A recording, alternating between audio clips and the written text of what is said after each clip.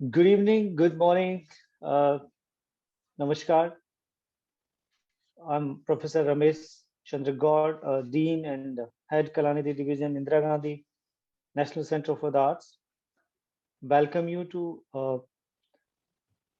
this international webinar, which has been organized on the occasion of Mother Language Day celebrations 2021. In this session, which is we are going to start right now, it is on preserving languages through documentation and archiving. So we have a very eminent panel. So let me first, I welcome Professor Sobhana Chalaya, Distinguished Research Professor and Associate Dean for R&D, University of North Texas, Denton, USA. So thank you and welcome, Professor Sobhana, for agreeing to be part of this panel and grace. We have with us Dr. David Peterson. He's an associate professor of linguistics in the Dartmouth College, USA.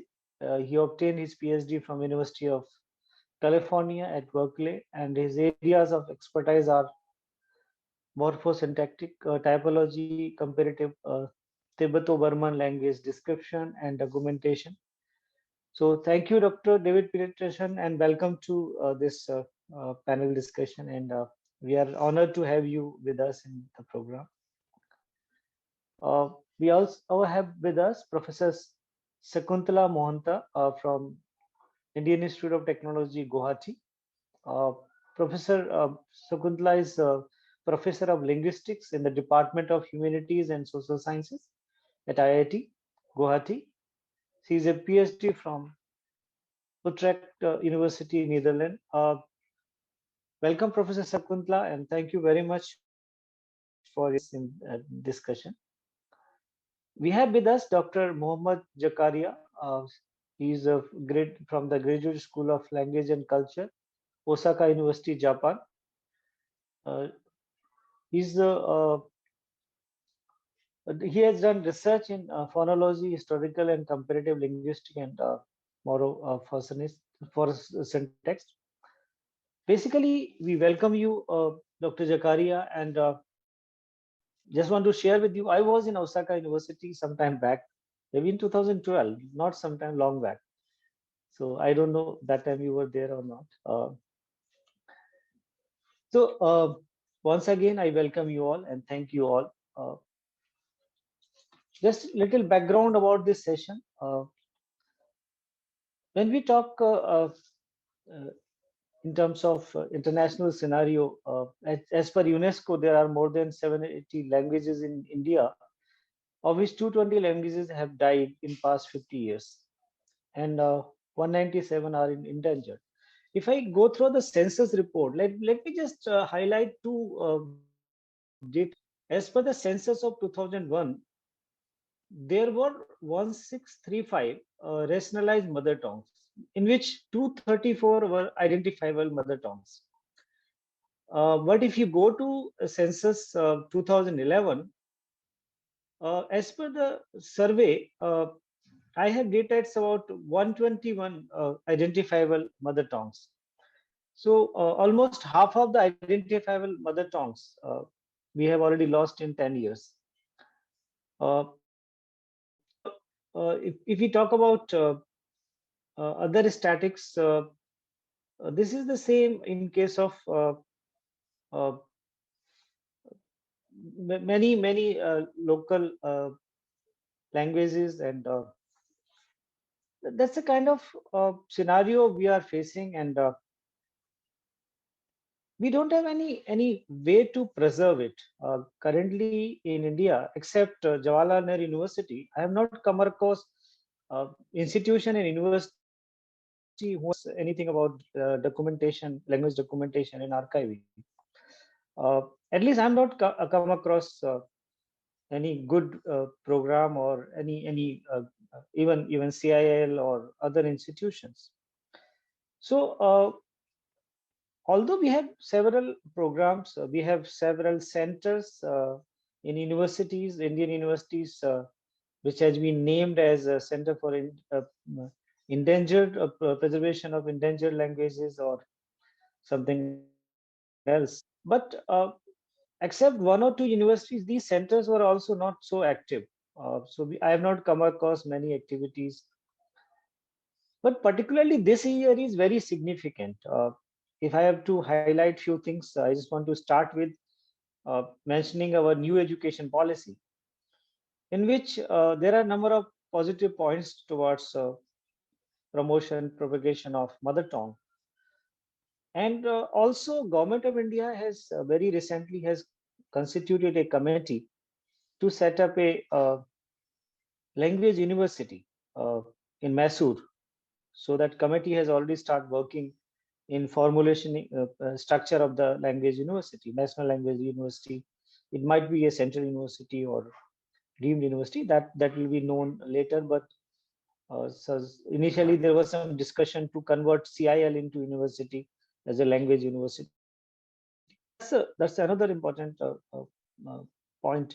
Another very significant initiative in this area is the UNESCO has uh, decided to celebrate this as a decade of indigenous languages from 2022 to 2032. So that's another landmark or an initiative which is with the focal point of next decade in terms of promotion and propagation of indigenous language. But still, my experience in India that most of our uh, like universities or institution are not having some focused approach or programs for doing research and also preserving various kind of preservation program for these languages. Uh, when Sobna and IGNC, with IGNC, we organized this workshop, there was a lot of interest from the young scholars, and we got good response in terms of participation at IGNC when this workshop was organized. And many of them were very much interested. But another issue is that uh, later many of them contacted me that okay, we are going to learn all those things, but where are the job opportunities after learning all these? What kind of jobs we are going to get? So that's another challenge. Like you can train people in language documentation and archiving, because if you see the libraries and uh, various department concerning language or linguistic, they also not having any project or programs in this direction. And so they are also not aware that if you want to take up this language documentation as a discipline, what are the job prospect and opportunities. So that's my also request to all of you that during this discussion, if we can, like, if we have to really convince the authorities and administrator to focus on this area, language documentation and archiving.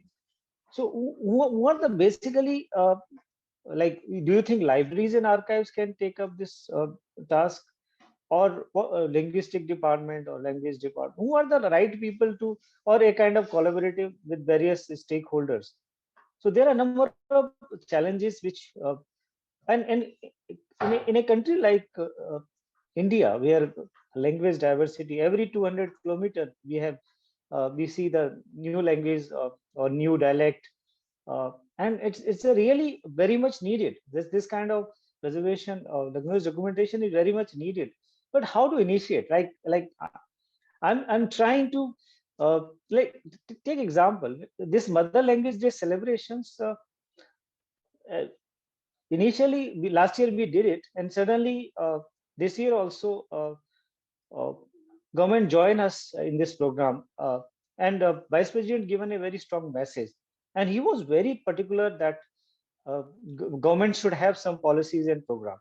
So at the top level, there is a concern, there is awareness, but how to really translate that concern into some kind of policies and programs? Because many of the people at the government level, particularly bureaucracy and other, they are totally ignorant about it. they don't know, and they don't know how to proceed further in this regard. So I think with these words of some of my observations, and now I invite Professor Somnath Chalaya to start his.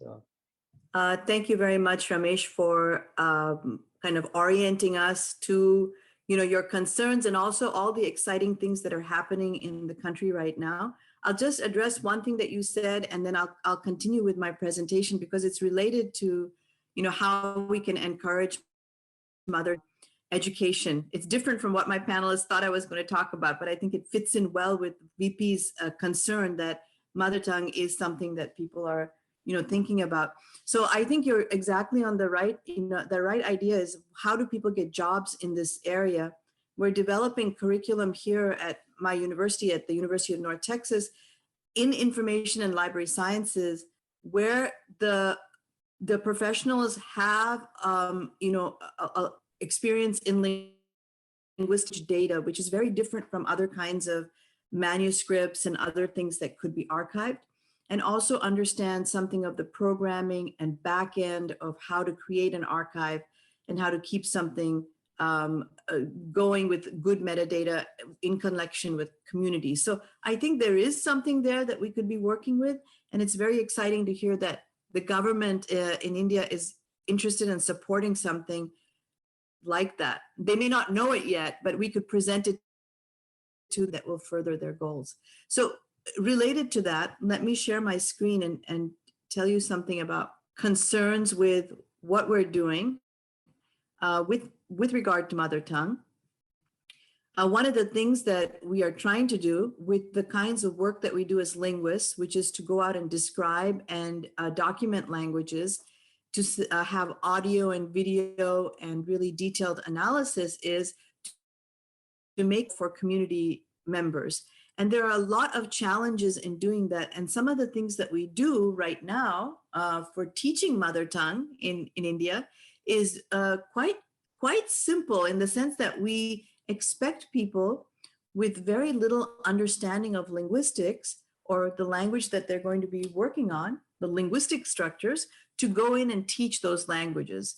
And it is not, what my point that I'd like to make in my presentation is that it's not that easy. Languages are highly complex. And so we have to have strategies both to understand the structure of the language and then to translate that into a way that it can be offered and taught in the classroom. And that's basically the point of this presentation. So in a language documentation project, for those of you who may not be aware, the thing that's in the left, on the left-hand column, is basically what we do. We collect stories and we try to analyze the language in those stories. That's what we call a text collection. We may make work. A lot of things in India are like lists that compare, across languages or help us understand more about the culture of that language. We may also ask questions on the basis of some elicitation schedules that we have that help us understand, oh, this is how they make questions in that language. This is how they do commands in that language, and so on. And then we produce these descriptions called linguistic grammars. And our goal in language documentation ultimately is not to stop there, but to go a step where those materials that we've collected are archived and then can be accessed not only today, but 100 years from now, and also that we can do analysis across audio and video, large data sets, rather than small things like just a word list or so. We can put all of these materials together and do analysis across them. We tend to stop in India at the grammatical. We don't yet have this push towards archiving in a wide sense. Like we do have a local repository at JNU, and Sikkim, we have something that is very close to a world-class language repository, a language archive, but we don't have open access language archiving that is useful for language documentation and revitalization yet. We definitely have all of the ingredients. We have the expertise. We just have to implement that now. We need to learn something about metadata, and we need to really learn the difference between having a language archive and having a language website. A lot of times we think we have a website, we can just, that's enough. But what we need to learn is the difference between long-term preservation, open access of detailed metadata and those audio and video versus one-off websites that often, die out after a little while. As soon as the person who put it together is not interested anymore, that website is no longer functional. So we need to work on those things. What we don't have so far also is how to understand all of this grammatical description in order to teach the language and in order to really keep the language vital. And so I would like to talk about some of the reasons why this is necessary. And I'm going to do that by telling you the story of these folks that I've been working with for a while, who are speakers of a language called Lamkang, which is spoken in Chandel district in Manipur. And it is from a language family formerly known as Kuki-Chin, now called South Central, and a language family that both Dr. Peterson and Dr. Zakaria both are experts in. We find that for this community, the Lamkang community, as well as many others in Northeast India, Bangladesh, and so on, there is a community-wide interest in understanding the structures of the language and in teaching that language to children in the community, because otherwise they don't get that, right? They may get it for the first 6 years of their life, and after that they go to school, they learn Manipuri, they learn English, they may learn some Mizo because of church influence, but they don't learn how to speak, read, and write in Lamkang. One of the mistakes we make in India is we may have this conception that because it is a small language in the sense that it's spoken by about 6,000, maybe at the most 10,000 people, but certainly it's not any more than that, that this is a language that is going to be very simple. And we can just put some words on a piece of paper and we can teach it and it'll be fine. They'll learn it. Actually, this language is highly complicated. And to really teach it in an authentic way, we need to understand more about it. If you look around this array of pictures, you'll see a variety of people who have been trying to tell all of us as linguists, our language is very complicated. It is not like Manipuri or one of these other languages. Please help us understand the structures. On the top left-hand side, you see Sumshot Kular. She's explaining things about the ways the language works with talking about up and down and orienting the speaker regards to these directionals.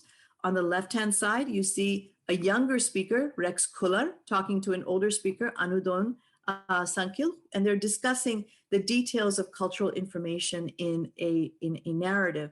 You can see that there's an intergenerational kind of interest. In the middle, you'll see Beshot Kular, who has gone around the community on his own with no outside funding, using a kind of radio that allows people to, you can see there's a USB drive that's sticking out from this radio, and he goes and records things, and then he hands out these little transmitters with this USB drive that have stories on them and dances that people can listen to. He wants to keep those traditions alive. And Daniel Tolong and Shekanong Sankil, who came to the US, to the UNT, to help with grammatical description. These are just some of the people in Lamkang who are interested. And for those of you who don't know the geography of Manipur, this is down here in the southeast region where this language is spoken. So what we have so far after working on this language since about 2008, and it's been in bits and pieces because I have to work here in the US and then I go to India as often as I can, we have been able to put together a kind of piecemeal grammatical description of the language. We have a database with some 4,900, probably by now, we're probably at about 5,500 or so roots. We have a corpus of texts that we have analyzed with about 92 entries. And then we have an archive UNT digital library called Lamkang Language Resource, which you can Google now on your phone and find quite easily, where most of our materials are now archived. But how is anyone going to use this? How is somebody, so the Vice VP yesterday gave an address to this group and said, we must do something about teaching our languages. Kids should be learning the language at home and speaking at home. How are we going to be teaching this language? There's a university, maybe a deemed university, central university, that's starting in Mysore called, I forget the name of it, maybe it was called Language University or something like that. How are they going to train their teachers to teach these languages? The first thing they need is understanding of the language that they're going to be training. They cannot go without that. Because if you look at Lamkang, for example, you can just see how complicated it is just to conjugate this verb. You have to know what person is we're talking to. Is it a first person like I? Is it a second person like you, or a third person like he or she? And you have to know that in order to know what endings to put on the verb. We're familiar with this in other Indo-Aryan and other other languages of India, that there's agreement. But this agreement is a little bit more complicated in that, depending on the tense or aspect, the form of the verb may also change, and the way in which the conjugation happens may also change. These things have to be explained, and they cannot be explained in this complicated way that we've put up here. This is what we call a linguistic paradigm. And a paradigm is understandable to a linguist. If you're a linguist here in this group, you can unravel it very easily, perhaps with a little bit of guidance. But if you're not a linguist, it looks like math or algebra or some scientific, it's not clear how to understand it. So we must devise ways of simplifying and things in a way that people can understand this, even if they're not linguists. And so one of the things that we want to do is to create a brand of person. If the Indian government is really serious about this, that they could have somebody with linguistic training to understand these languages, but also a bridge where they are understanding pedagogical methods, how to simplify, not simplify, but how to clarify and to present things in a way that can be actually understood by ages of people that are both youngsters as well as older people who really want to understand, and then they can then teach the language themselves. So for example, in this array, as opposed to the previous one that we saw, here we can see that we have used a different way by putting the morphemes or the meaningful parts of the word. And now people can see that when you say first person, there is a verb eep, but then with the first person, you get the nu. And if you have first person plural, you put an in after it. So this is much easier to understand than if you just have these unanalyzed forms. And so there are ways to do this that we would like to explore and create pedagogical materials that will help people understand how they can take their own languages and create these more easily understood arrays. We'd like to gamify or create some games so people can play with these kinds of arrays and figure out, like fill them, or give them a pattern and have them conjugate an extra verb and so on. One of the things that we have found in the literature on English and other well-known languages is when people recognize the morpheme divisions, this is called morpheme awareness, they're able to read and write at a better rate than when they didn't know the analysis of the word. And so explaining where the morpheme divisions are is very useful for literacy and supporting literacy. What do we need for more? Linguistic analysis, language documentation, and description. So it all begins in that science of description, and from there you can get better literacy outcomes. You cannot get better literacy outcomes by putting a teacher in a school in a remote area and saying, teach the language, and they have no idea how the language is constructed. The only thing they will teach there is lists of words. They will not be able to teach the grammar. So it has to start with an analysis. So one of the things that we have done in the past for grammar camp, and I'd like to do a lot more of those with older speakers of Lamkang to explain the language slowly, but in a very detailed way. And so explain the grammar in smaller bits, simpler representation, not simplified grammar, and showing a lot of patterns that people can use so they can then work on creating teaching materials from that. And so this is some of the things that I have not done enough. I have done only one session to do this, but I would really like to do more. And in this method of showing people how to simplify the representation. This is one of the things I was explaining before, is that there are different forms of the same verb. When somebody who speaks a language like Hindi or Manipuri or Tamil go in to explain or teach these languages, they will not know this. They'll miss it. So because they won't have this in their own language, unless they know some linguistics, they won't know to look for that. There are types of games that one can play, and I'm happy to share some of these different types of games that are available. I want to go straight to something here because I realize that we have other speakers here, so let me not take a lot of time. One of the things we'd like to really encourage people to do is to collect stories and analyze them linguistically so that they have culturally relevant information.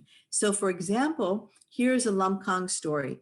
And you can see that we have taken each word and broken it into its morpheme parts and given a meaning to each morpheme.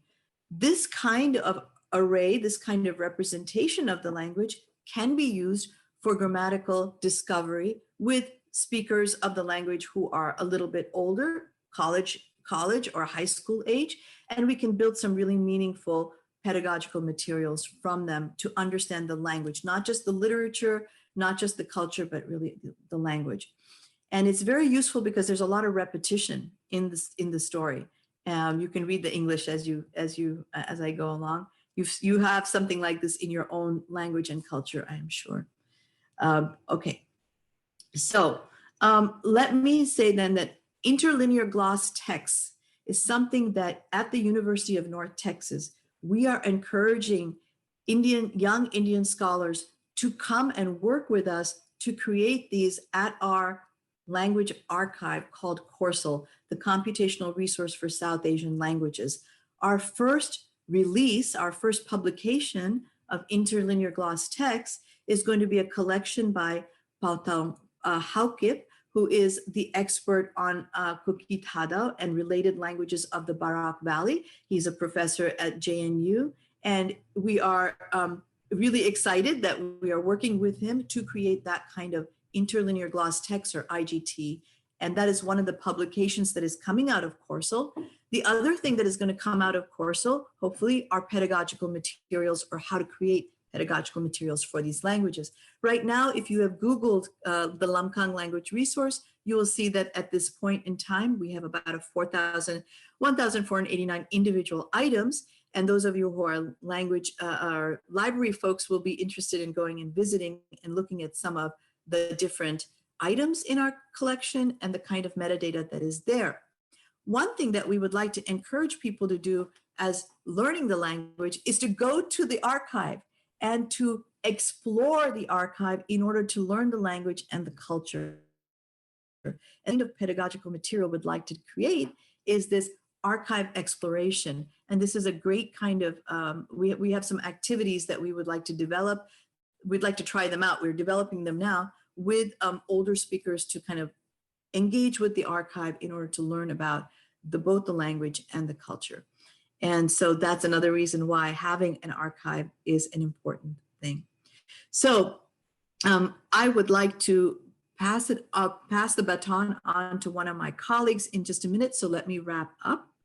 The linguist is somebody who can describe in detail. You need the linguist doing language documentation and description at the outset.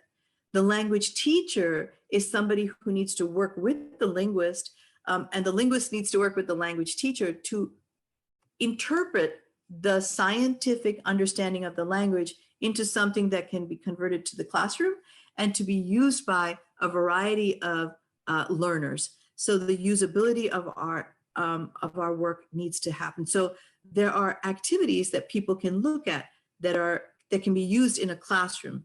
I've made a whole list of them here that I can share with you through Ramesh if you're interested. There are different things that can be done in a classroom. And the trick is to then take what we have made and convert them into these different types of activities. It is not easy to do this. And we, not just in India, but all over the world, have just sort of said, you need to learn your mother tongue. We need to have teachers. We're going to throw them in a classroom. But we've missed that intermediate thing of teachers who know pedagogy and who know linguistics. And so that's what I would think in this day, on this day of, Mother Tongue the Bhasha Day, we should be thinking about how we create this new kind of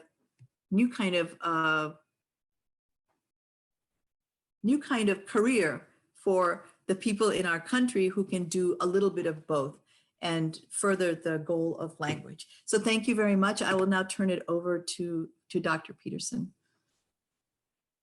So first of all, thank you, Professor Gaur, for inviting me.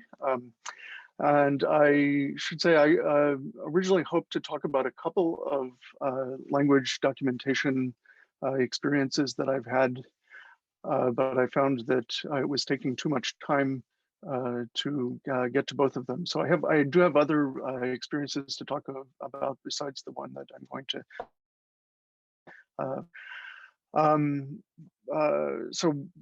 Please feel free to ask me about other things that I would have told you about and other points that I would have liked to make, but for time, I'm just going to focus on this one. First, before I forget it, let me acknowledge my funding sources, and I also want to thank all of my teachers for various languages over the years, especially Mangpun and Tuanlak, who are speakers of Rengmecha, and students in my past workshops, which I'll mention in just a second. In the late 90s, I had been working with speakers of languages which are in the group which we now refer to as South Central or formerly Kuki-Chin, so Tibeto-Burman languages in the US. And I wanted to find a place where I could work with the languages in the communities they were primarily spoken in. And in the late 90s, there were not many places that someone like me could go. So these are all Northeast India. They're spoken in the western part of Burma and southeast part of Bangladesh. Bangladesh in 1997, there was the conclusion of a peace treaty between insurgents and the government, allowing travel to the region. So I decided to try to begin a research program there related to language documentation of various languages. And so I found myself in the Chittagong Hill Tracts, which I'm sure Zakaria will also have some things to say about. But I like to use this picture because it's one of the most beautiful pictures I've ever taken, and it just looks like a painting, but I assure you this is an actual photo near the jump-off point to the villages where Ringmicha is still spoken.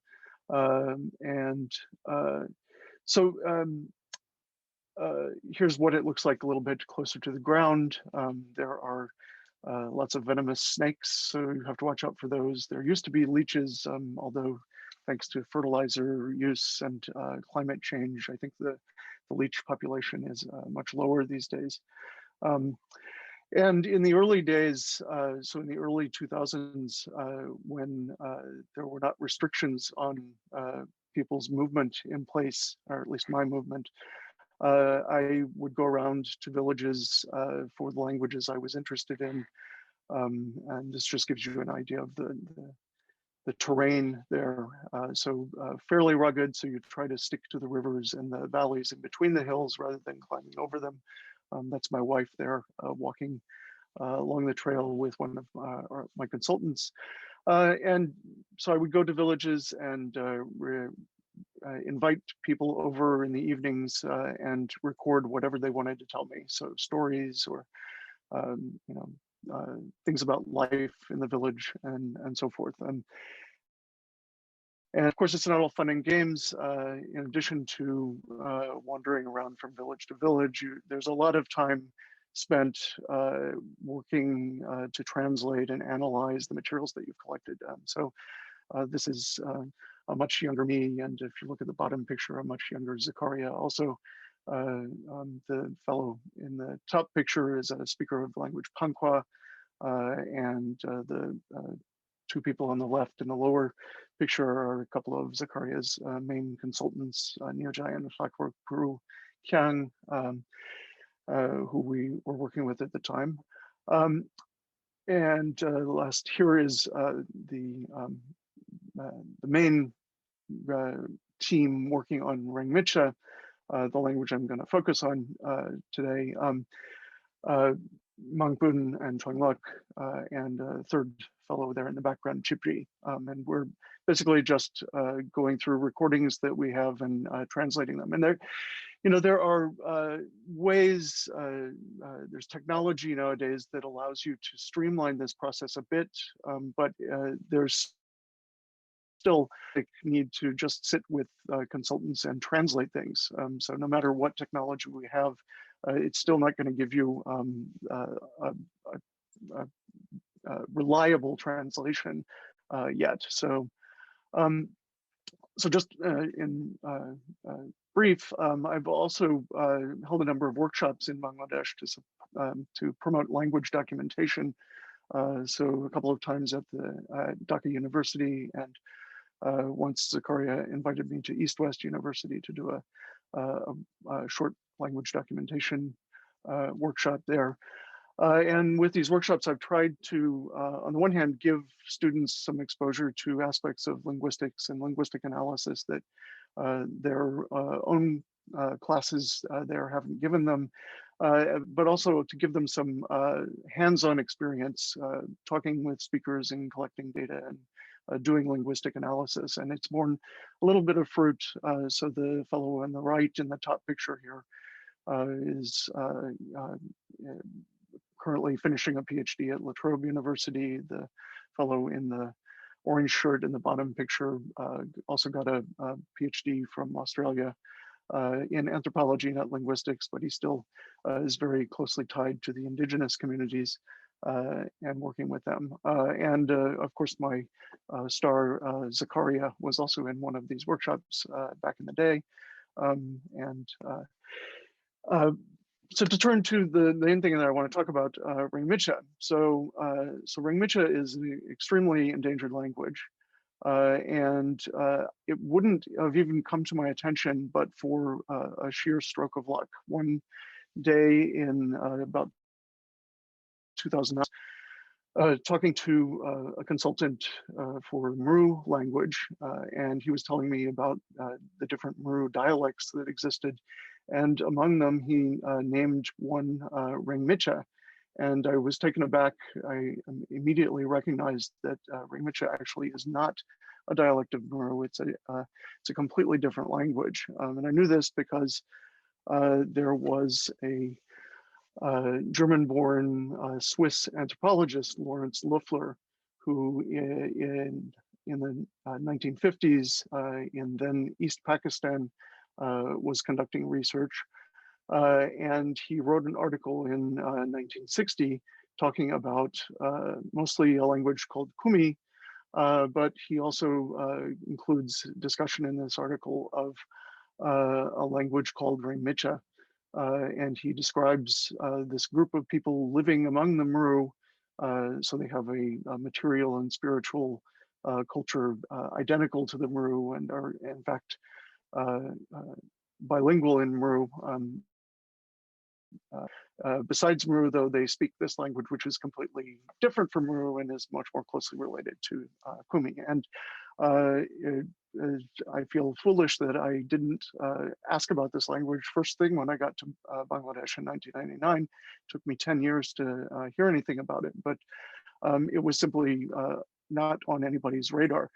So in this colorful book that Loeffler wrote with so Lawrence Loeffler, this anthropologist, in this colorful book that he wrote with Klaus-Dieter Brauns, he comments very briefly on Rengmicha that they maybe remember some of their old language, which doesn't sound very optimistic in terms of the feasibility of a language documentation project.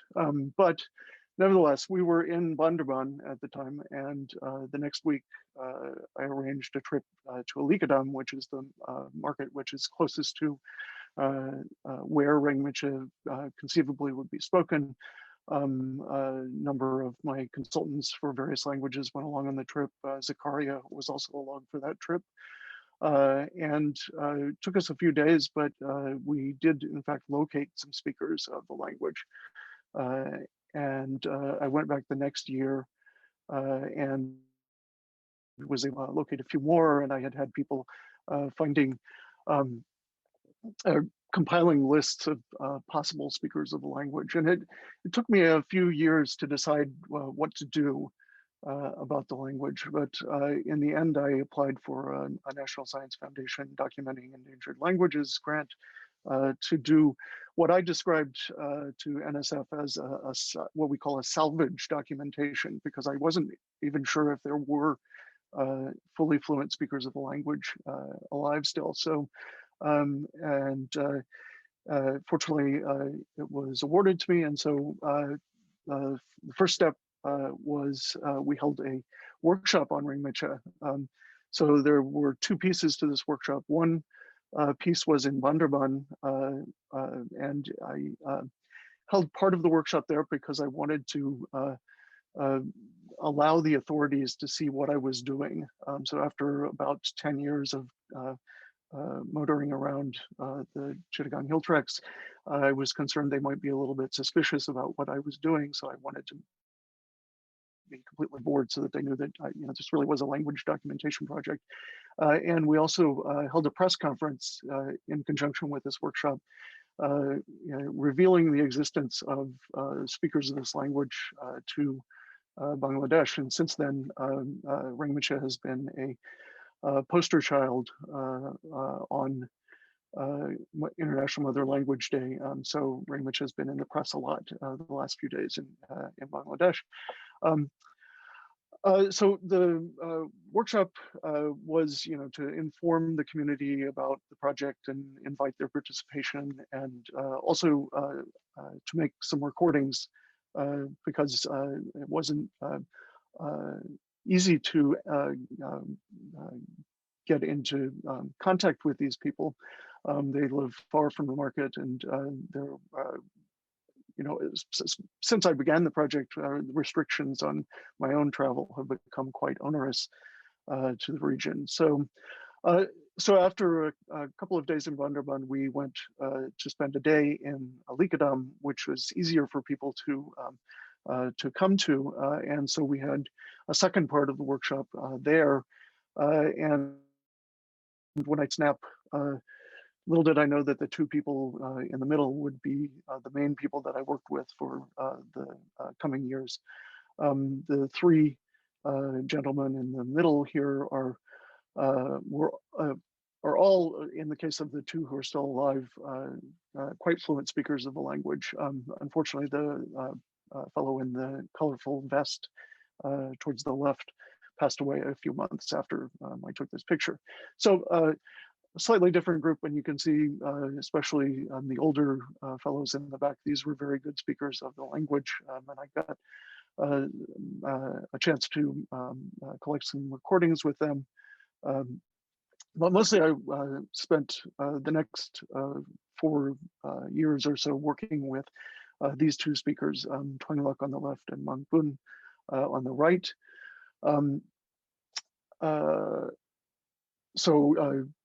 Typically I would go twice a year, and we would spend about 3 weeks working together, sometimes relatively close to where they were from, and sometimes quite far.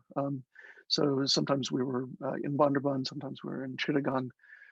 Here we're on a field trip to get out of the stuffy hotel to the Chittagong Zoo, and you see my notebook in hand, because my ulterior motive in going to the zoo is, of course, to record names of mammals and birds, which they have a fairly good collection of there in Chittagong.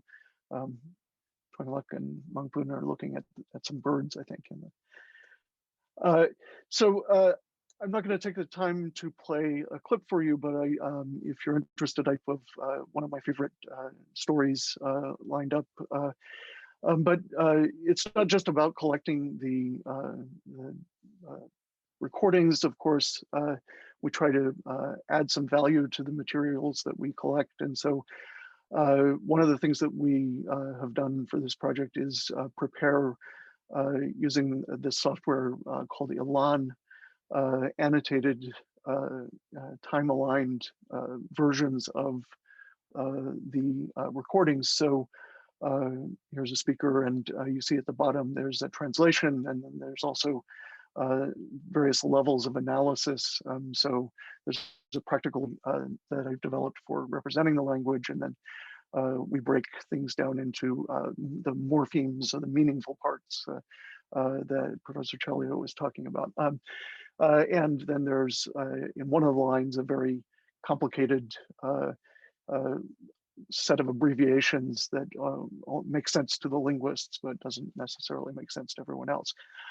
So we had a concluding workshop actually in 2018. The project ran until 2019. But I was informed that if I tried to hold the workshop in 2019, I might not be able to Bandarban. And so we took the opportunity in late 2018 to hold it. And it was basically just a workshop to showcase for the community what we'd been able to do, what materials we'd collected, and what kinds of analysis we'd been able to get to. And this shows, actually, that not everybody here is a speaker of Ringmicha, but most of the speakers of remaining speakers of Ringmicha are in this photo. Only a couple of them are missing. So the moral and the main point that I want to bring you with the story of Ringmicha is that entire languages may be hiding in plain view from you. And so don't assume that you have the full picture. For instance, if I wanted to know about the languages that were spoken in a country, I, as a linguist, would probably turn to a resource that all linguists are familiar with, the ethnologue. So it's online. It's also a print resource, but it's a listing of what we think are all of the languages in the world, but even now Ringmicha is not in the ethnologue as far as I know. The ethnologue doesn't know everything, and governments also don't know everything.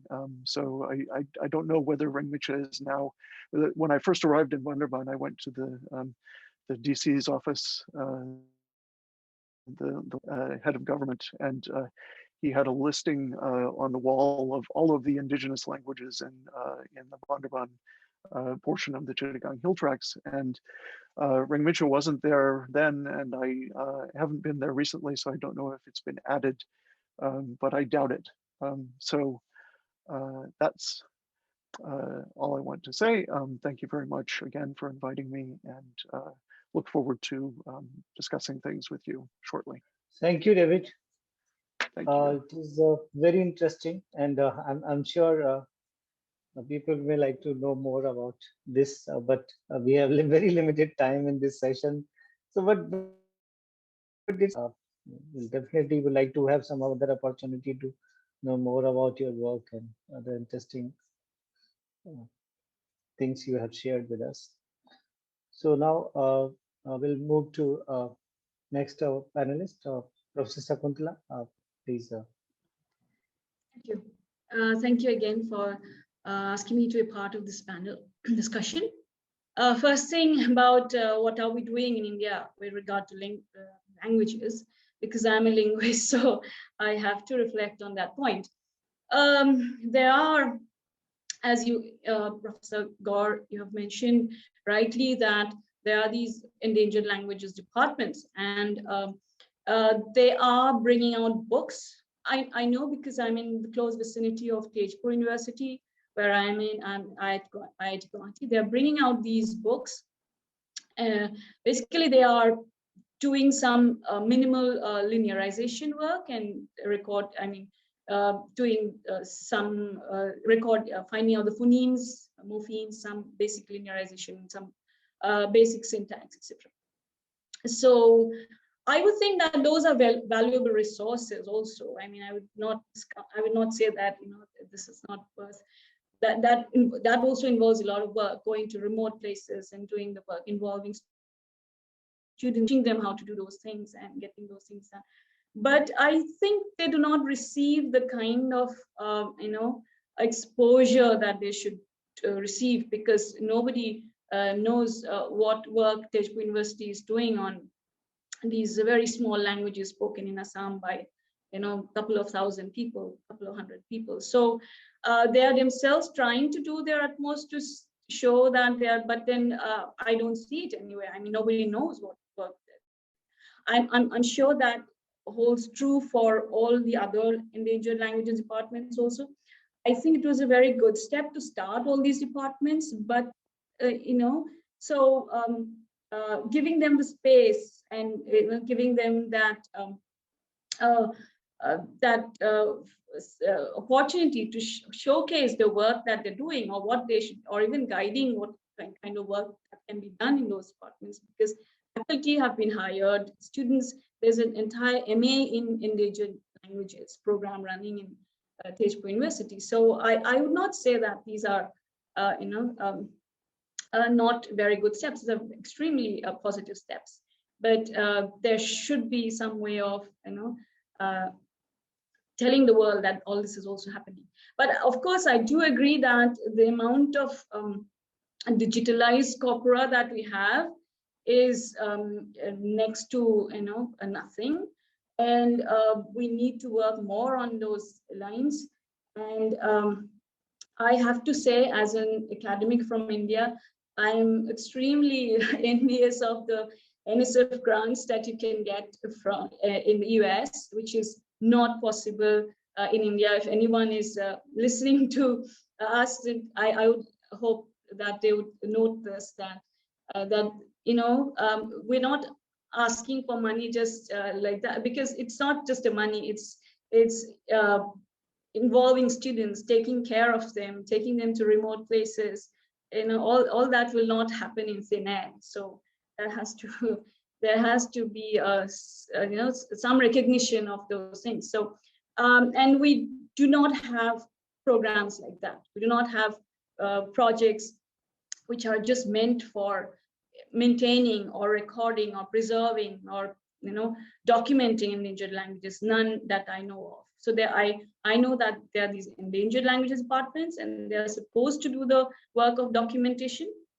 And on top of that, they also have to teach. So there's an MA program. So you have to do both at the same time. And it may not be always ideal, because you have a program running all the time. So, and then when the program ends or towards, maybe they'll write a project, students will write a dissertation, and at that time you go to the field. I think this has to be a more continuous effort rather than, you know, piecemeal like this.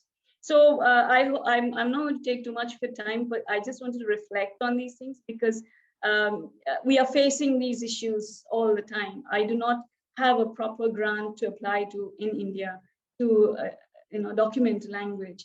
The grants that I have got, I'm very thankful to those, but those are not meant for endangered languages. They're just given to me to work on socio-linguistic aspects or things like that of languages. And somehow I managed to work on a couple of languages.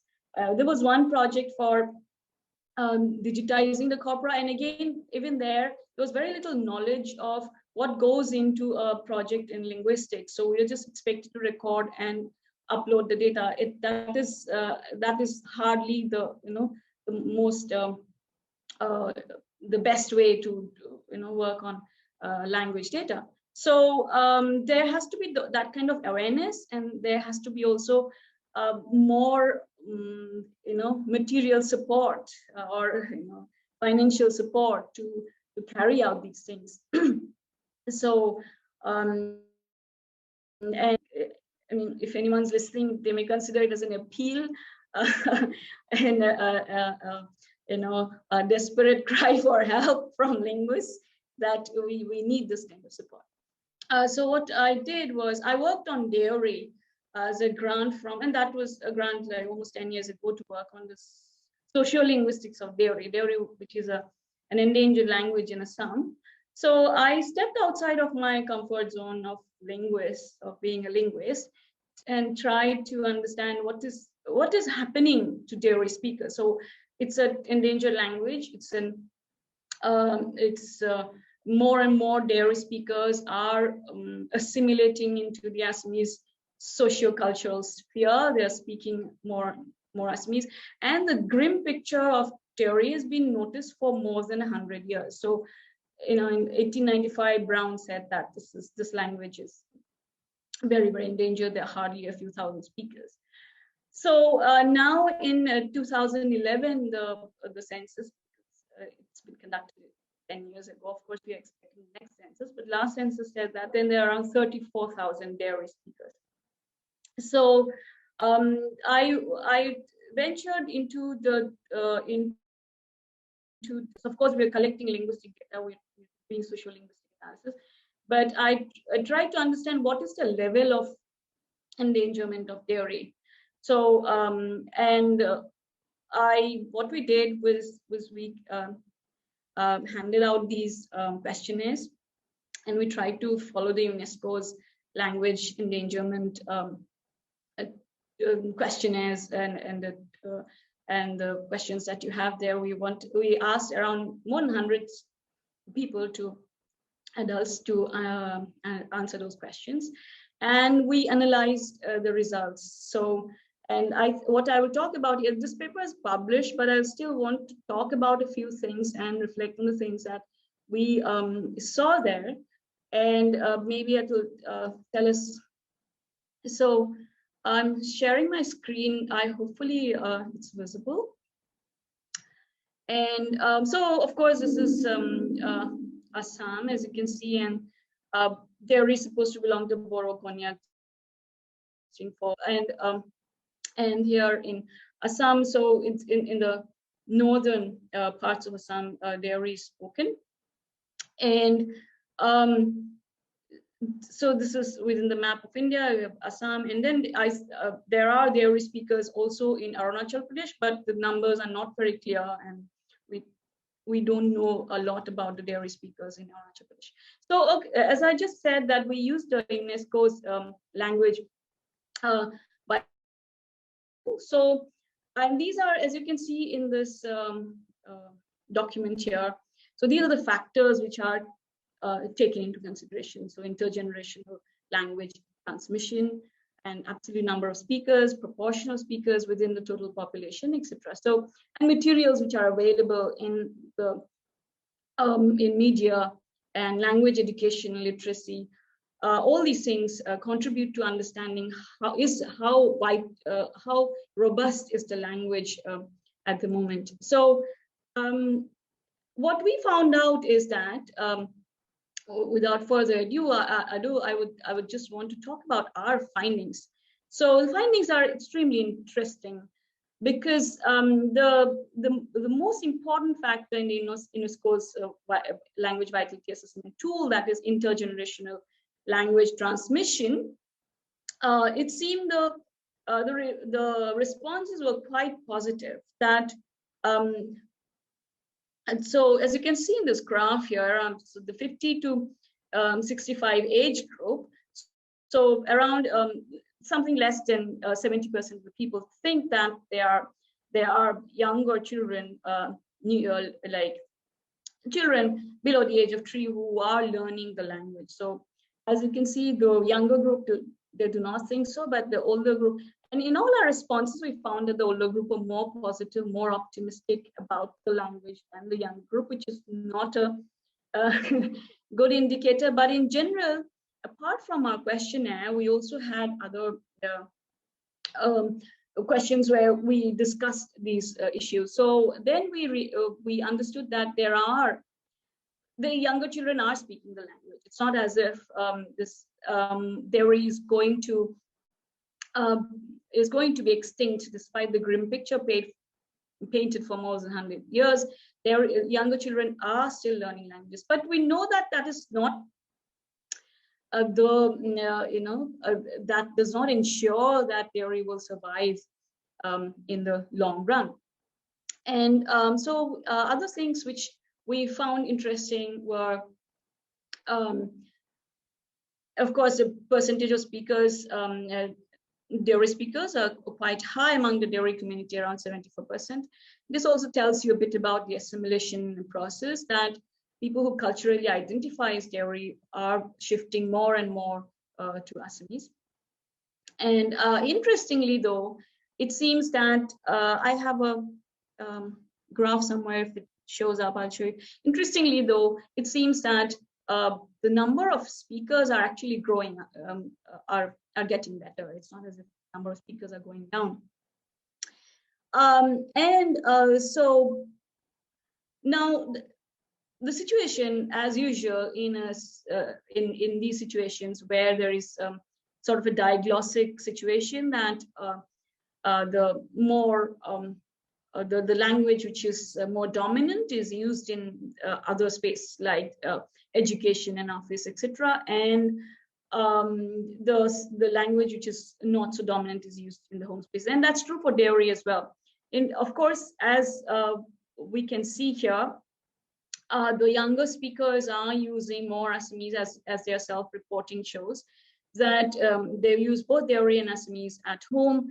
And the older speakers are more conservative about that, and they would like to use only dairy, as you can see in the black graph.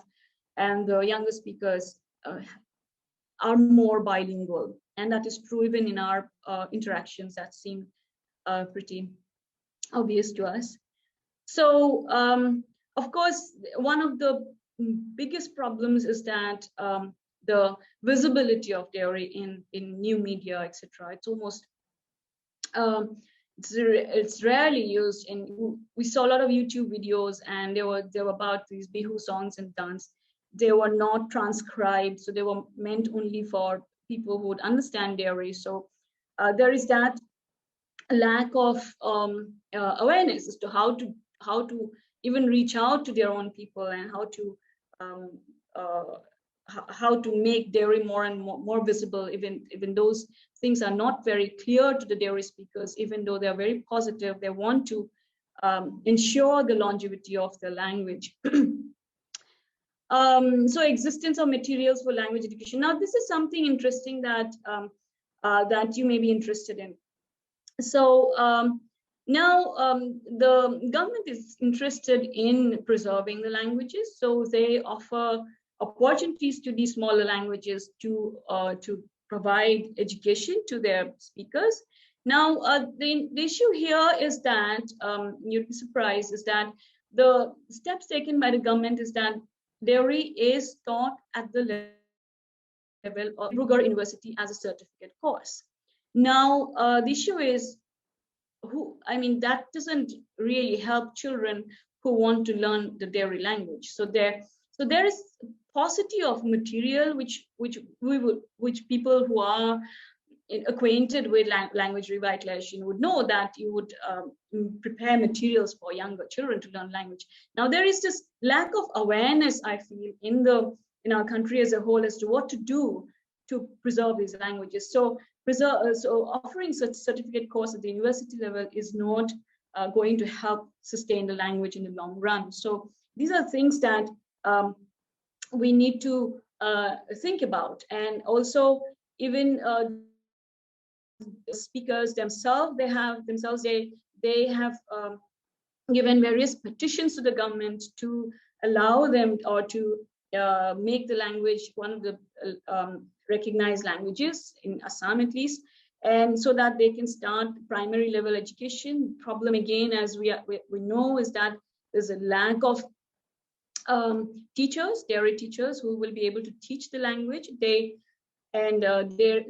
is a dairy literature society, and they produce some materials, and that is almost all the material that we have for the language.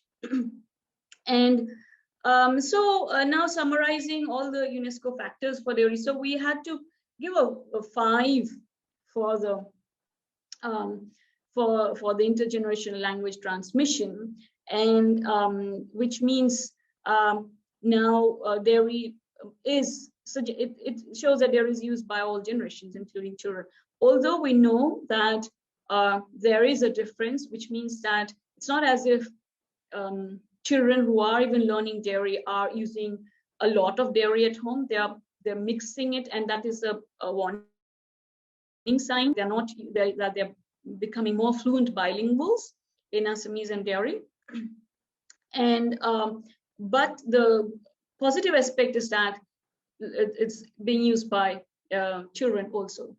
And then others, we gave various points that whether their governmental institutional policies support, there is support, but we have to be aware that the kind of support that they're receiving is not the kind of support which is going to ensure the sustenance of the language in the long run. And the other point that I would like to make about dairy is that even though that the children are learning the language, there is some material, there is no guidance as to what they need to do. So, and they are desperate for that kind of guidance. And the older generation, especially, they would request us to give them any dairy material that we have, anything if we are able to. So that kind of, I mean, how do we as linguists give that? We need governmental support, because I can give some materials, the distribution, making sure that it reaches the right people, all those things, we cannot ensure those kind of things, and those have to be done at a different level. And because it's International Mother Language Day and I have worked on dairy, I think it's pertinent to make these points that how do we, I mean, we do not fail these people while we are trying to work on these languages. And we seek the help of NGOs, governments, etc., to reach out, even with the materials that we have. So to reach out to them, because all these smaller communities, the older generations especially, I did not see that desperation among the younger generation, because they were extremely comfortable with being bilingual Assamese dairy. And the older generations, I was happy to note that they had even when they spoke Assamese language, they spoke with some differences. It was not the Assamese, and which was a very good sign, because which means they speak dairy a lot at home. And the intrusions that we are making with our languages, so of course we are helpless. We cannot stop. I cannot at my personal level stop it. But how do we reach out as civil society, as governments, as to these people with our materials, with our resources, and then help them, at least even if younger children are learning the languages, then we give them the materials so that they're learning more, because otherwise we have no way of stopping this tide of learning the bigger languages. And as we know, all the economic forces are working against these smaller languages. So I think I will, I'm less of a linguist today and more of an advocate for the people who are very eager to save their languages. And because I'm with eminent people today, I hope this thing is done in this regard. So thank you very much. Thank you, Professor Shakuntala. We need many people like you to create awareness and also to convince the policymakers to have more programs. And so thank you for very interesting updates. Many things which were known to me particularly. When we were discussing, like last year when we organized this language documentation workshop, one point of time we discussed with your librarian to have a program at IIT Guwahati, that documentation workshop. We thought of organizing in IIT Guwahati, and there was some good positive development. But suddenly, I don't know what happens. There's something, some case of something which we have to organize. If you need my input, I would be very glad to. Yeah, absolutely. Now we know about you and your work. So definitely will include in our team, because we are looking for many people, because Shobna will be in India sometime in end of this year. So we are planning to launch a PG diploma course in language documentation and Yes, archives, that'll be very good. because ministry has decided to set up an university, Indian Institute of Heritage, and very soon we are going to announce it, maybe in few months of time. So that time even we thought of having such courses, formal courses, and Sobna is going to help us in this, and because with her support, because I'm just a learner and a layman in this area, she's the expert. So under her guidance we have been working to promote this cause and to have programs in that. So thank you very much. And So if I may, I just wanted to make one small point. Since we published a paper, Ethnologue changed the status of dairy from extremely endangered to slightly less endangered. I don't know if that was good or bad, but, but that has happened. great. Thank you. Thank you, Sakuntala. So now let's move to our last not but least, Dr. Jakaria, next speaker. Dr. Jakaria, it's over to you now. Okay, so thank you, Professor Gaur, for inviting me to this panel discussion today to celebrate the International Mother Language Day 2021. And I would like to first pay my tribute to all the martyrs who gave their lives on 21st February 1952 for their mother tongue, Bangla. So today I'll be talking about how descriptive linguistics evolved to documented linguistics. First of all, let me say that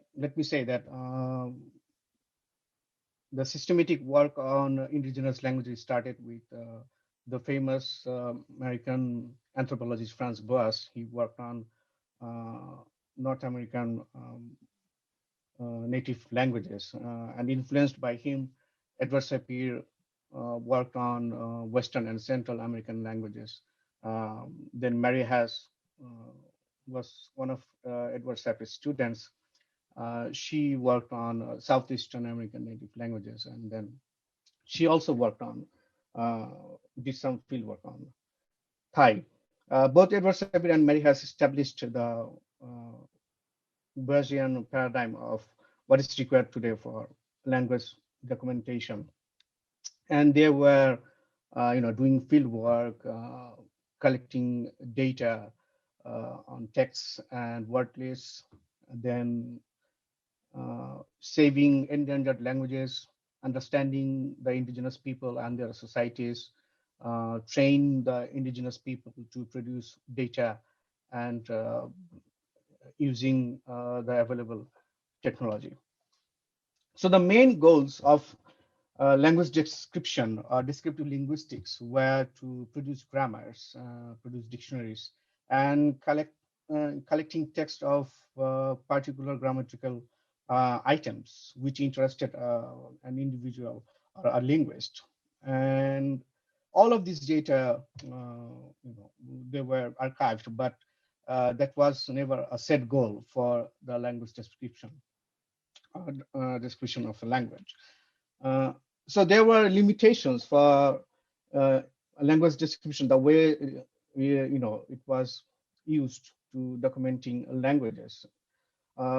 First of all, the linguist is to only collect a list of words and control text, which are only useful to linguists. Himmelman notes that there were various methodological issues with this method, like reliability, naturalness, and representativeness of the data. For example, collecting 100 sentences on argativity in a given language, is not most reliable. It's not natural, and it might not represent the actual, grammar, how a grammar of a language works, right? The elicited text.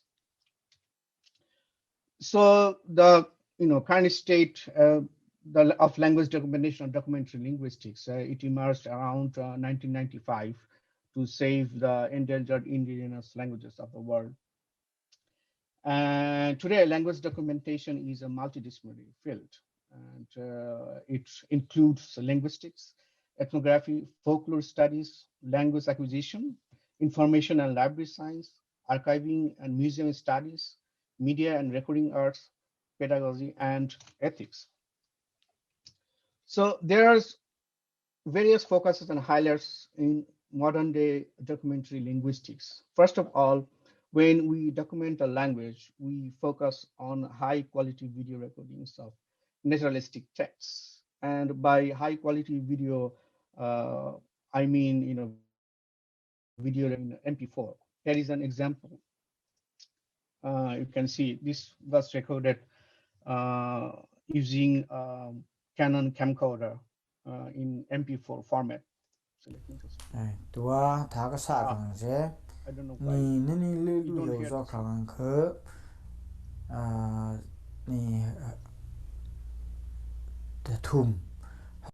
So you can see that there are two, I have put two microphones. One is head one here and another one is lapel. So this head one microphone, it was attached to the camcorder and which recorded the audio in AC3 format, which is lossless. And I'll come back to this lapel microphone in a bit.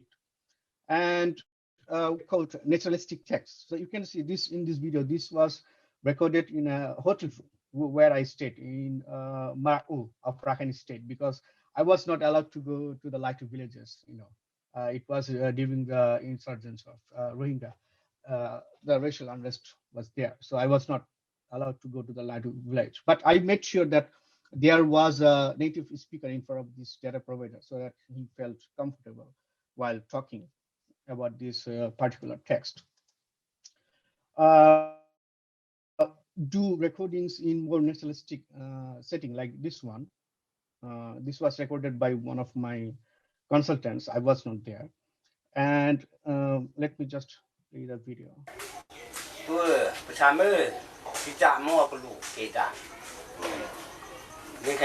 Okay, if you hear the sound, you can probably hear some ambient noise here, ambient noise here, because if you want to record the data in more naturalistic settings, you have to compromise on the audio issues, audio format a bit. Anyway, so following modern day language documentation methods, we have to make sure that the audio that we record should be in lossless format. We mean by lossless, we mean it should be recorded in wave format, which is also known as PCM, pulse code modulation, but it's known by different names by different operating systems. So that audio data should be recorded at a sample rate of 44.1 kilohertz and with a depth of 24 really. Here is an example. So here, this audio, I have replaced the audio of the previous video, which was recorded in AC3 format, and I recorded with this lapel microphone. I used it with a Zoom audio recorder, which recorded the audio in wave format. Then I replaced the original AC3 audio file with this wave file, and it sounds better now. Tua thả cái sạc rằng sẽ ni lưu hiểu do khả năng khớ. Okay. Okay. The next thing is in modern day language documentation that we have to focus on analyzing the text, and we have to do the analysis as much as possible. Let me show an example from my Flex Corpora of Laitu here. We have to understand that at times lost everything. For example, here you can see one particular grammatical item, krong. Here, I am not sure yet what does it mean, but I think I'll be able to gloss it soon, understand what does it really mean. But most of the items, morphemes, and words, they are glossed here, and you can prepare the data from here, and you can either export it for ELAN for further editing and prepare it for archiving and this in different ways. So here is the same data you saw in Flex, which I imported from Flex to here. And you can also edit your annotations. A bit messy now. I'm working on that. Okay. Next is we have to focus on thorough inclusion of metadata. And what do we mean by thorough inclusion of metadata? So here is an example of the archive page of Lightu at ELAR that I did. So here you can see 4 different sections. Here on this corner, you can see about the text. What is the title of the text? Where it was recorded, when this archive was created, the place where it was recorded. You can also find the information about the language. Excuse me. You can also see information about the people involved in processing the data. And here last on this corner, you can see what kind of data included here in this bundle, particular bundle. So we archive using bundles. So in this bundle for each text. So in this bundle we have 2 audio files and 1 video file. So if someone wants to explore the data here, this metadata is very important to verify the the validity, or if someone wants to check the text, we can do that from here and get the information about the language. Okay. And we also have to pay our attention to archiving of different linguistic materials. It can be text of different genres. It can be word list, the word files, sound files, which can be used for phonetic analysis. This can also include field notes, which we do when we work on documenting a language. That can also be archived for further research. Here you can see I have already archived different genres of text, which include conversation, expository text, fiction, literature, and so on. Today, currently, one of the key point in language documentation is to do the research ethically. We have to follow certain ethical research practices. And what do we mean by that? So previously you have seen here, right? You have seen the information about the speaker, right? The name of the speaker, the translator, the people who are involved, other than me, who are involved in there. And this is crucial. You have to take consent of the speakers and people who are involved in the data processing, and take the consent whether we can disclose their names and other information related to the data processing. I think I also provided the education background and the number of languages they speak, but I think somehow it's missing here. I don't know. I have to check with ELAR, but I also put those information. But you have to make sure that you take the consent of the people involved in this process. So nowadays, I find that every funding and grant opportunities they want the community involvement, and I really appreciate that, because it's really important to involve the community in a language documentation process. Why it's important? Because in this way you can make your work more reachable to people, to the language communities. How do you involve the community in your documentation project? For example, when I went to document Lightu, I invited people from Lightu Literacy Committee, and I shared my project with them. I wanted, I requested their help, and I involved them in selecting the people, the speakers who are best suited to provide texts on traditional practices and oral stories. The people who really can give the data to us and to work with us. Okay. And finally, we have to focus on materials which will be of use to communities. And as Professor Shavana showed, that we can produce text materials which can be used in teaching and learning processes. We can, we should focus on the outcomes of our language documentation should be should involve something fruitful for the communities, like mobile dictionaries, like illustrative text for children, for indigenous children who are school going. They can use in their learning process. Okay. So to me, in the future, or in my project at least, I'll try to do this. These are very important to me as a documentary linguist to uh, first of all to train native speakers, because if you can train the process of language documentation, it will really work the best, because the native speakers are the best person to document a language. And I think it's particularly important in Bangladesh, Myanmar, and I think also in India, so that the speakers they can work on their own language and mm, make the data more reachable to the actual people, to the actual people.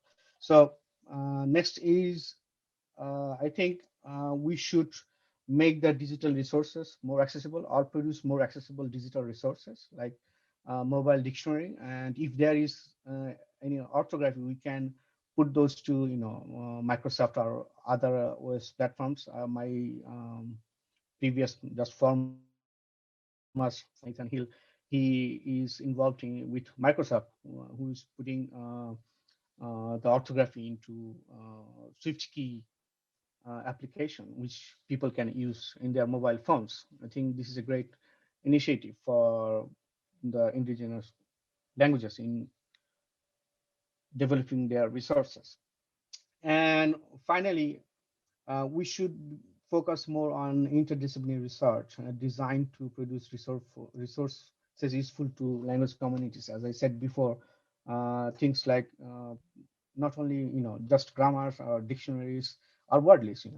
We have to focus on teaching and learning materials, how we can improve our way of doing the research in documented linguistics, which can benefit the language community. So that's all. Thank you for your time. So presenting a comprehensive blueprint of creation of digital resources, and then metadata, digital archiving, and giving very good examples. So I'm sure uh, everybody must have liked your very structured presentation, and it seems particularly to me, when we plan any kind of process, we need to understand each and every step, starting from recording, digitizing, and creation of metadata. All these are very important components which you have covered in your presentation. Thank you very much. So now we are coming to the last part of the program, some kind of discussion and Q&A. We have with us Mr. Hezekiel Dlamani. He is an advisor in UNESCO, Information and Communication sector. So welcome, Mr. Dalamani, and it's nice to have you as an audience in the program. And it's an honor to have you here with all of us. Mr. Dalamani is a great supporter of our all activities and initiatives, and with the help of UNESCO New Delhi office, we are trying to create a small consortium for promotion, propagation of indigenous languages. So some initial work has been done, but we are still trying to have a good number of people who can help us in setting up this program. And I'm sure slowly we are finding, like today we got a good supporter in form of Professor Sakuntala, and we will also try to locate more people, and then one day we'll launch in a structured manner that program. So now I don't see many questions from audience because most of our audience are on either Facebook. We have very few audience on Zoom. I have not seen any questions. Like audience, if you want to have any question, you can just put in Q&A or chat box. Mr. Dalamani would like to have any observations or any questions or any clarification. Yes, thank you very much, Professor Cohen. Congratulations for organizing this very informative session. I'm really happy to meet you all. I've learned a lot. I'm originally from Africa. Those of you who know Africa, I'm from Swaziland, a very small country in Southern Africa. And so I'm learning a lot from this region. I've been here only just about almost 2 years now. So I'm still learning a lot. Professor Shobana, it's a pleasure to see you again after our initial collaboration, and very successful one too, last year. And it's really nice to see you again. And to meet you, Professor David and Zakaria, I'll say Professor Mahanta. I hope I'm okay with that. It's easy for me, I guess, to pronounce. But the only observation I wanted to make has already been made, actually. It's that how do we create the critical mass of actors who can join this army of language, I wouldn't say documentalists, but those who can document the language properly and also ensure that it is, supported, create the tools that we need to ensure that it is taught, to ensure that the materials are there that developed and so on. A lot of this, the requirements have been outlined here. Professor Mahantana, listed quite a number. Dr. Zakaria also gave us, an idea of the processes.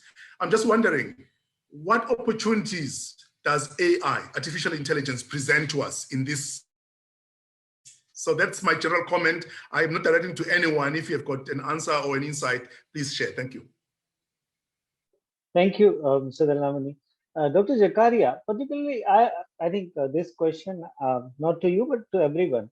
Like when we talk about metadata, in terms of archiving, digital archiving in different documentary heritage or intangible cultural heritage, we have different set of metadata schema, which are standardized or predefined.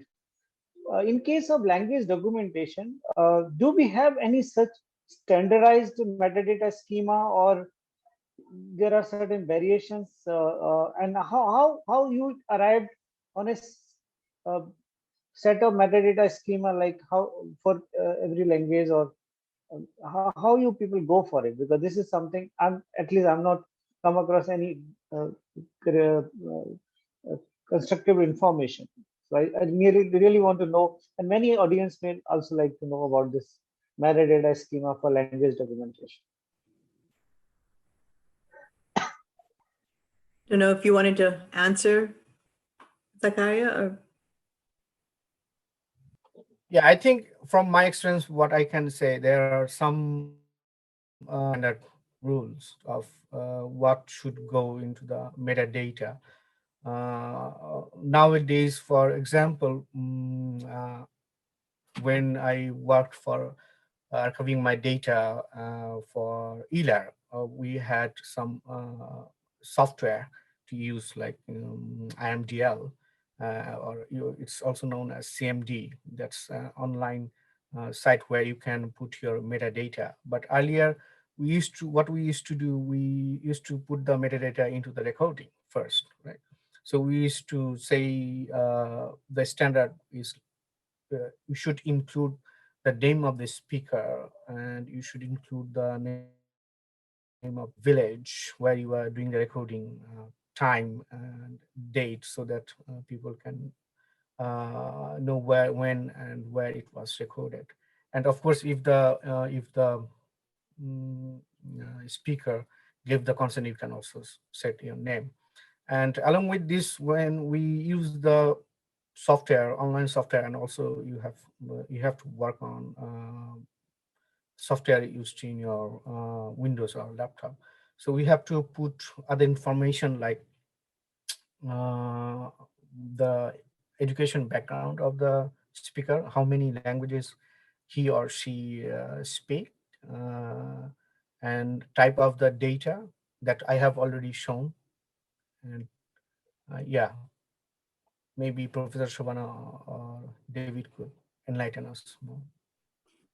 Yeah, I think you've provided that kind of background of what we try to do as linguists. So we take the Dublin core metadata schemes that are already there, and we have to adapt them. So the categories that are given there, they're usable, but they have to be. So for example, there's one called speaker, and for us, a speaker is something very different from what is meant by the standard speaker metadata. So we have to kind of form a cheat sheet for what we mean when we use the Dublin core. So, but it works, I think. So hopefully, my hope is that in the next 10 years or so, we can develop a linguistic core that is different, but specific for language archives, because it is actually quite specialized and different, just like they have for botany or other subdivisions, that we'll have our own kind of ontology for that we can use for these. But right now we're making do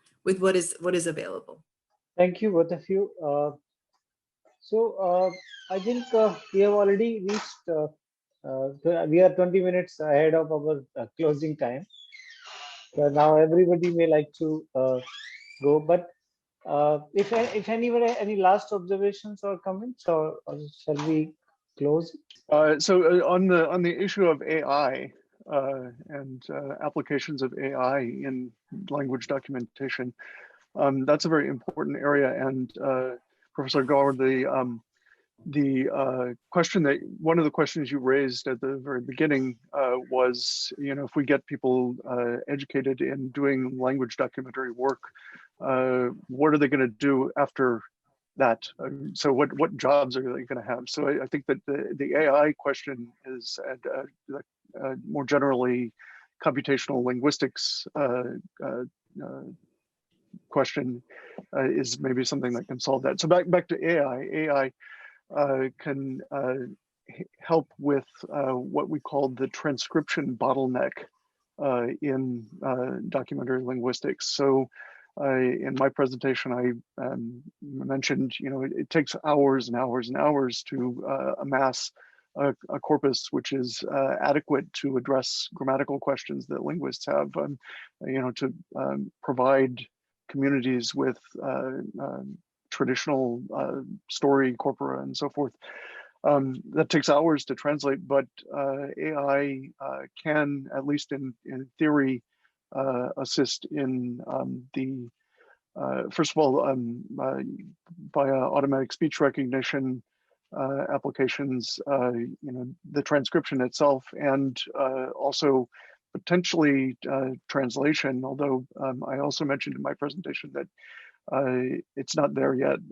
I think in almost every case, I doubt that there is I would not trust a machine translation to translate the kinds of materials that we work with, because it just doesn't work yet. So, but it may in the future. And so if you're training people in language documentation, including these kinds of computational methods, these computational skills are very transferable. So perhaps, as graduate students, people can be involved in language documentary efforts, but that will give them skills that can be applied in industry, which has a tremendous demand for people who have skills like that. So so that's all. Oh, one other point I wanted to make. Zakaria's final point, I think, really tied things together nicely with what Professor Chalia began with, namely development of pedagogical materials. And as a linguist, I'm not trained to do that. So just like language documentation projects really require a team effort between, ideally between linguists and between botanists and other people in other fields. We also need to have people who are trained in language acquisition, both first and second language acquisition on our teams to help us develop the materials that will be most useful to communities. So that I'll shut up. Yeah, great. So, yeah, if I may add a bit, because I'm at the Indian Institute of Technology. So once we started a project where we had this consortia project with many other universities in Northeast India. So, and we each took up 2 languages and we tried to record many hours of, so the idea was that we develop some technology and we did our utmost, but of course, there were so many bottlenecks that I cannot even count them here. And so what we did was we tried machine learning, we tried voice recognition. So we made some initial baby steps in these things. And as usual, because so we had this voice recognition, so speaker recognition project going on here in IIT Guwahati, and our very kind colleagues from electronics and electrical engineering departments, they said, okay, we'll collaborate with you on this. And they required many people to call up their system and tell them, hello, I'm speaking this language. And then the machine to identify the language. But as usual, the lines were so bad that, they couldn't finish the call. We did not have enough speakers. We have some data, but, we didn't get that far. We'd also have to assist those people who are calling. So I'd have to, tell them, please make a call. They said, no, our calls were not successful. So I'm just telling you it would be, of course, we as linguists, as Dr. Peterson has noted, that we need the help of biologists, we need the help of engineers in, doing this AI thing possible, because we are not trained to do AI. And I helped some project staff in doing some machine learning. Obviously, I'm not an engineer, but still we tried to collect 20 hours data from each language. You run some scripts, some machine learning scripts, so that the system identifies at least the phonemes of the language. We were to some extent successful, but there was a curtain call. The project had to end, and it ended there. So, but we made some, I want to say that we made some baby steps, and we would be very happy if more engineers come and help us in doing these things. And there are a lot of things that we can do with AI, with speaker recognition, text to speech, and speech to, and all those things will be so helpful in preserving language, which is all the languages that we are facing extinction. Yeah, thank you. So thank you very much, all of you, Professor Sobna, Peter, Dr. Jakaria, Professor Sakuntala. It is so nice to have you all in this program.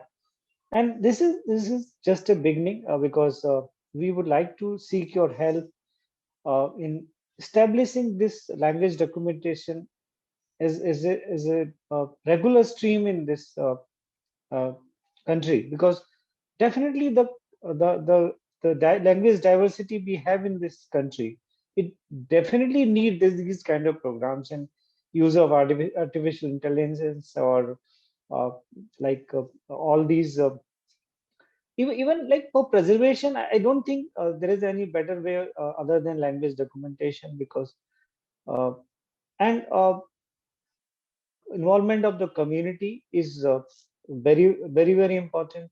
And although Professor Sakulda rightly mentioned that having a certificate program to learn a language is not sufficient, because if you have to sustain it, then community has to practice it, or they have to adapt it. If willing to, and now the situation we are facing, like 96% of the people are speaking 22 official languages in India. So there are only 4% people who spoke more than 700 plus languages, almost 800 languages. And some of the languages, we have people who are in just hundreds, some in thousands.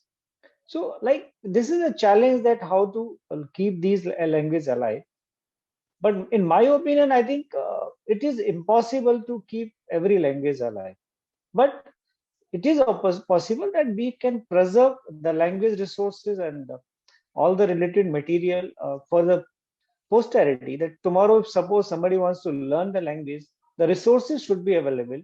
So we can give them opportunity to learn the language. So that something is in our hand. Keeping every language alive is not neither a government can do, not any expert can do. It depends upon the community. If community does not have interest or they don't want to pursue the language, then we cannot force them. So I think this language documentation subject is very, very important, and I'm sure in our future programs and also with different schemes, we'll come together. And this, with the help of UNESCO New Delhi office, this consortia, which we are, consortia for under-resourced languages, is what we are proposing. We would be seeking your help and guidance in this initiative. With these words, once again, I thank you from my bottom for sparing this valuable time and giving us such a valuable input. This program has been recorded on Facebook Live, and further it will be available on YouTube channel because many people, I saw like thousands of people are connected on Facebook Live currently. So with these words, thank you, Mr. Hezakil, for always supporting us. And UNESCO New Delhi is our knowledge partner in this event. And we have Omar in the morning, and now you are here. And we missed Eric, but all of you are with these words. Thank you very much. Namaskar.